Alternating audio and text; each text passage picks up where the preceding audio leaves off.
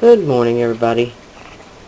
I have been requested by several people to start out with some basics of polymer clay. And I guess the first thing you would want to do is to decide what type of clay, what brand is going to be best for you. And I've tried several of the other brands, and I don't even have any to show you because I prefer the Sculpey. The Fimo is great to work with. It's got a nice soft feel to it, but I just find more variety in the colors of the Sculpey. But whichever is your preference, try to find, if you have the opportunity at the store, try to find a pack that's soft. It's going to be easier on your hands and easier to work with. They're not always that soft. And the multi-packs are fantastic. I love those because you can use a half-off coupon and you get a lot of variety of colors for one price without having to pick and choose and spend. These can be up to $3 a brick right here for the 2 ounces. And when you catch them on sale, you can get one of these multi-packs that are like $24 when they're on sale, and you can get half-off coupon. Fantastic deal. So Sculpey has several different varieties. There's the Sculpey 3, Primo Sculpey, and this is the Accents, and the Accents has metallics and glitters and several different color choices in the Accents. And then you just have the Primo by Sculpey. And the Primo is a premium polymer clay. It's just a little better quality, I'm assuming. When I'm working with it, the only difference I notice necessarily is that it is easier to work with. It's quite a bit smoother and softer, less sanding and easier to work. But I'm not particular, seriously. So, lots and lots of color choices. And this is just a small sampling of what I've got. I really don't have a lot because I've worked with so much of it that I'm just running low, but I like to have a big variety of colors. But I did start out buying the multi-packs. And I've been working with polymer clay for just about 5 years, I'm guessing. So, after you choose your color, you're going to want to knead it. And these newer Primos, if you make sure it's soft in the package, it's just darn near ready to use out of the package. It takes very little kneading and very little preparation. So I really love that. The Sculpey is, it does take a little bit of working, but not terribly. I have tried in the past some other brands that I wasn't as happy with just because they are so hard to work with. And some of them have a really strong smell that I just absolutely can't stand. So I don't work with those. So what I started out with seriously was nothing more than an acrylic rod and a tissue blade. And this is basically when I was just starting out, just learning how to manipulate it and some of the different techniques. And really, to start out with, that's all you need. I started out, I had a crochet hook was what I was using to do some of my details and stuff. And I've just gathered stuff along the way. This is a fancier tissue blade that's got handles on it, as you can see, especially if you're worried about cutting yourself, but I'm terrible. I literally throw this tissue blade in my can where it's in with my other tools. I probably could cut myself at any time, but I'm pretty good. And it's so light, you would have to put quite a bit of pressure behind it to actually cut yourself. So it's relatively safe to use. Well, I wouldn't trust my husband with it. He's kind of clumsy sometimes, but any other time. The one with the handles works, like I said, works just fine. It is quite a bit easier to put downward pressure on because of the handles. because I find that actually the top, where opposite of the blade, is probably a little sharper on my hands than the blade would be sometimes. So I'll get a package open and I'll knead a bit up. Okay. Excuse me. First off, I've cut off a little bigger than a half-inch chunk square off the end of one of these, just smaller. They come in the multi-pack. And first of all, a little disclaimer, I am in no way an expert, nor do I claim to be, so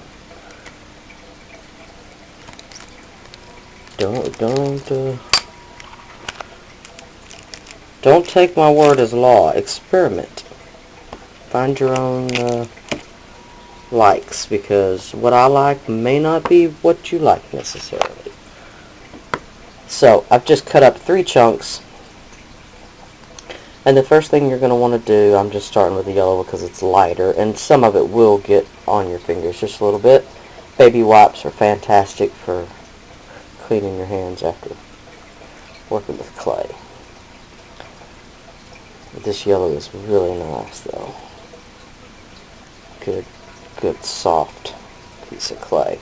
And right away when you start kneading it, you'll be able to tell if it starts cracking, if all the edges are like cracking and splitting when you're mashing it, then it's going to need quite a bit of kneading. That's when you may want to get your roller out. But this is pretty nice. And later on I'll do a video about tools, and I'll get out my pasta machine and all that and show you that technique. But right now I'm just going on like as if you're just starting out, like I did, with nothing. So there we go. That yellow is basically ready to use. Now let's see what this dusty, whoa, yeah, this dusty rose is quite a bit harder. There's what I'm talking about.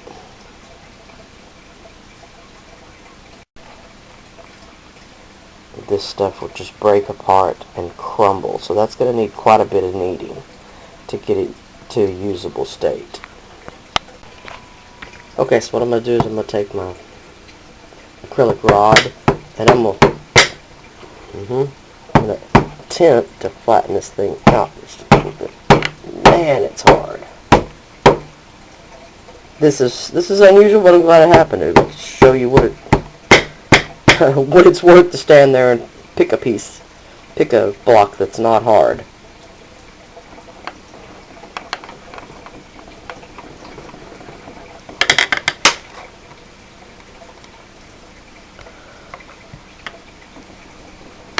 Now, from what I understand, the reason that happens is because as it sets over time, the plasticizer in the clay leaches to the center of the clay, so it makes the outside drier and harder, firmer. So from searching online and stuff and seeing various people's tutorials and techniques and stuff on just how to do this right here, just how to condition your clay, it is amazing what you'll find.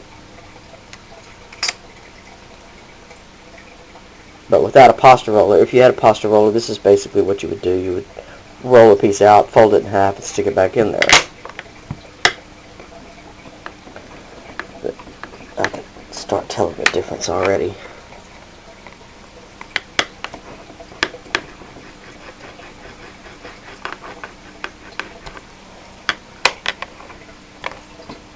But these are the cracks that I was talking about. When you roll it out, those cracks mean it's still not conditioned quite enough.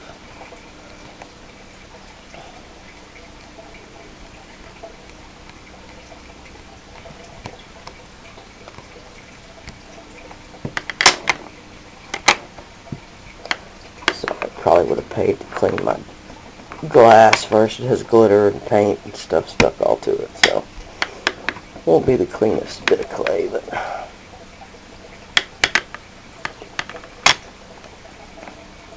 Now there you can see where when I folded my edge and I went back and rolled it again, I only have a tiny little bit of cracking over here, so it's getting better.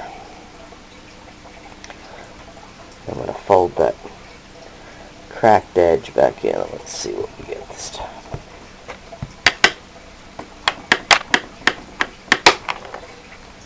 And another thing I can tell you is your hands will get used to it after a while, because at the beginning my hands would actually be sore the next day. But back when I started, the clay was not as soft. I'm gonna tell you that for sure. So there we go. Now you can see when I rolled it out, not a lot of cracking. It really is starting to come together. One more roll out would probably be perfect. And that's not too bad. Like I said, back when I started, that would have taken, if I had a block of clay that was that hard, it would have taken forever to get it soft again.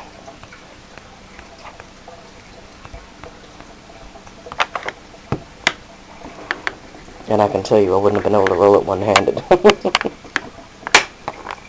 So there we go. Yeah, sweet. That's looking good. So there we go. Sorry about that. I'm on my lanyard on the camera. There we go. That's about to the same condition as the yellow. And as you can see, the yellow was basically that condition right out of the package. So there we go. Now we're going to try the blue.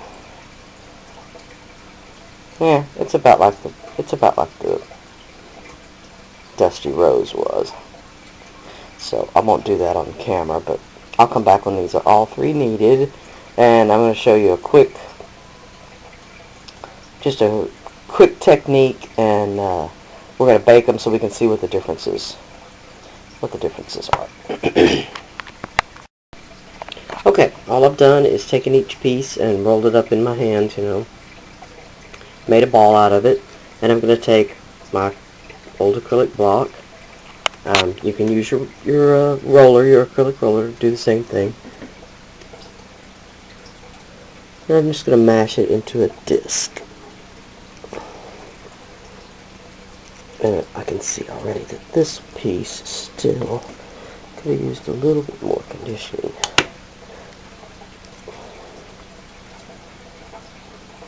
And I can look at it along the edge and see how even or not that I've gotten it. So I'm going to rock it back and forth just a little bit till it comes loose onto one or the other. Alright, I'm going to do the same thing with all three of these. Hope I was showing you what I was doing, huh?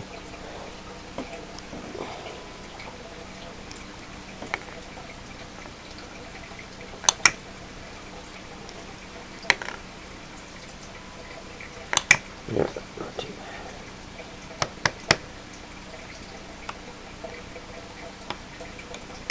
And as you can see, this piece was softer, so a little harder to pop off.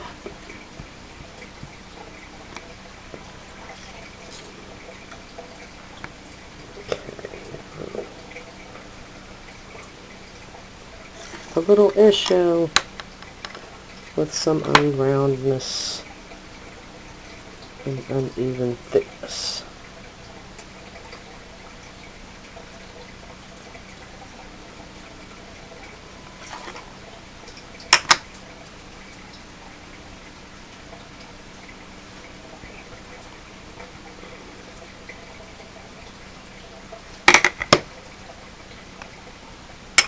That's a little better.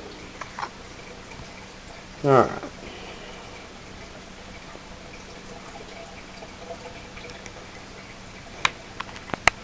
And I know not everybody has mirrored tiles. A piece of foil, a piece of wax paper, parchment paper, anything will work to bake on a cookie sheet.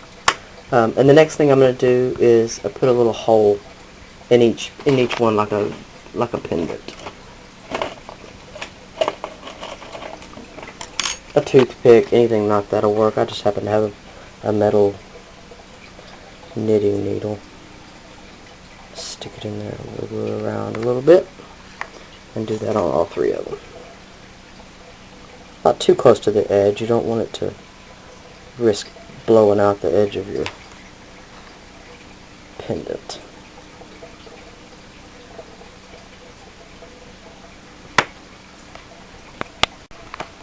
Okay, I'm going to take a wood back rubber stamp, and I picked one that's got a kind of an open pattern where it's not too close together, and I'm going to stamp on each one of these. I don't know, you're probably thinking, Lyn, why are you making 3 exactly the same and showing them all to us? You got to put some firm pressure to get an imprint.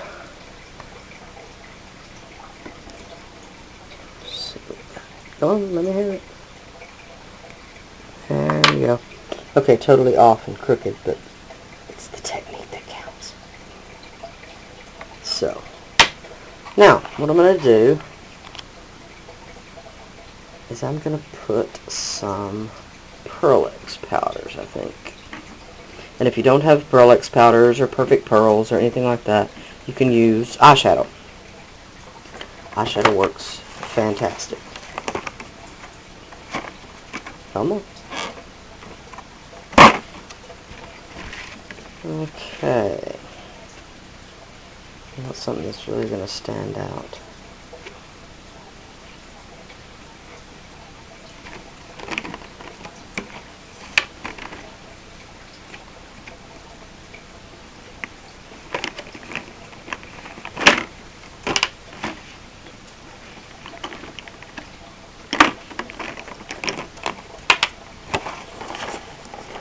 We'll see.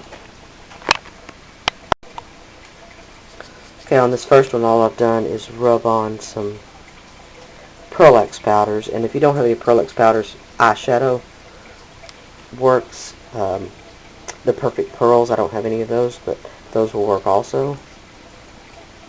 That's all I'm doing on this, is hitting the high points, and as you can see, your base color will show through underneath. Okay, so you can do that as a technique with the Pearl-Ex and a rubber stamp. Now you can also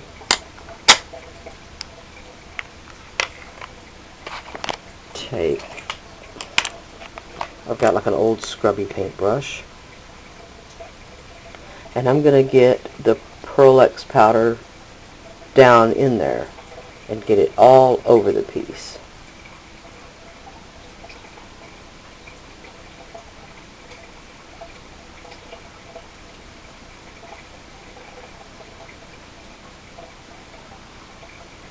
Like that. Then, when I bake it, after I've baked it and it's cooled, I can take a piece of sandpaper, one of those sanding blocks, and just lightly sand off on the surface, and it will leave the Pearl-Ex powder in the recesses and not on the surface. So that will give you another completely different look. On the third piece, I'm going to bake it just like this, and then I'm going to add the Pearl-Ex powder afterwards, mixed with some, like a gloss glaze, you know, like a gloss sealer. And I'll show you that. So I'm going to stick all 3 of these in the oven. I'm sorry to keep blinding you. I'm going to stick all 3 of these in the oven, and then I'll come back when I've pulled them out. Okay, here they are, out of the oven and cooled off. And I do use a separate oven from my home oven to bake polymer clay. It says on the package that if you do commercial baking or production baking, you should have a separate a separate oven from your household oven. But of course, when I started out, I just baked in my regular oven. Sorry, I got a frog in my throat. And here's the way, like I said, that it comes out straight out of the oven. As you can see, the blue, which we haven't done anything to, is kind of just matte looking and kind of plasticky looking. So I almost always do something to them when they, you know, after they come out, after they're done. This is the one that I just rubbed on the Pearl X powder. I can't avoid my light today somehow. There you go. And then this is the one that I used the brush and I rubbed the Pearl X powder all over it. And you can see it's quite a bit different in the amount of shimmer that's on there and the amount of detail that shows up. Now, of course, you could put some sort of antiquing or something on here on either one of these, and it would really bring out that stamp. But I was just trying to show you the difference that your detail will take on. And so this one, what I'm going to do, like I said, is I'm going to take some clear glaze. So I back up a little bit. Take some clear glaze, and I'm going to mix some of the Pearl X powder, if I can talk, with it before I paint it on. And I'm going to do kind of a heavy coat so that the Pearl X will sink down into this detail. So I'm going to get that out and mix it up. Alright, I've just got a little bit of Pearl X powder and some clear glaze. And like I said before, I have no clues about the glossy accents, whether it will work with the clay or not. I've had some bad experiences with the triple thick, which is really similar to the glossy accents, and it does have a reaction over time with the clay, so some experimenting is definitely in order.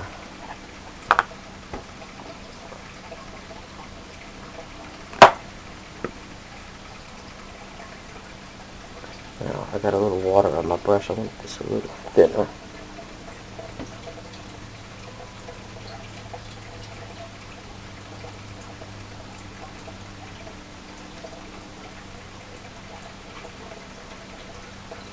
There we go. Good thick coat going on there.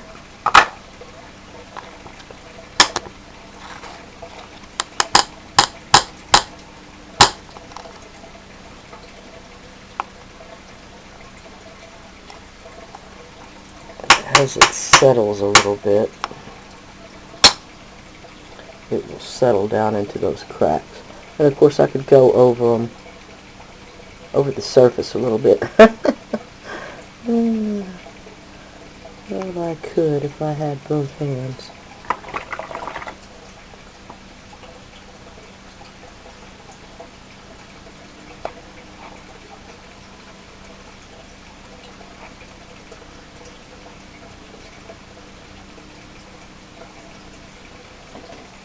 There we go. And if you do this technique, don't stick to the glass for me. Usually it'll stick to the glass and I don't have that trouble. But if you do this technique with the right color combos, it'll almost come out looking like glazed ceramic.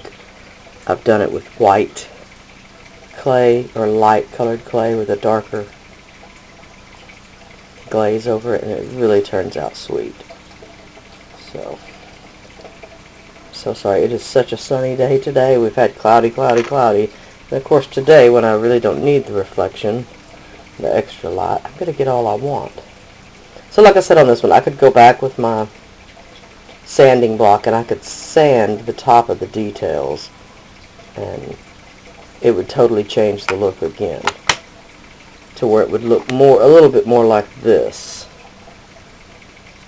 with the Pearl X powder down into the recesses. Oh, so sorry, hot mess video.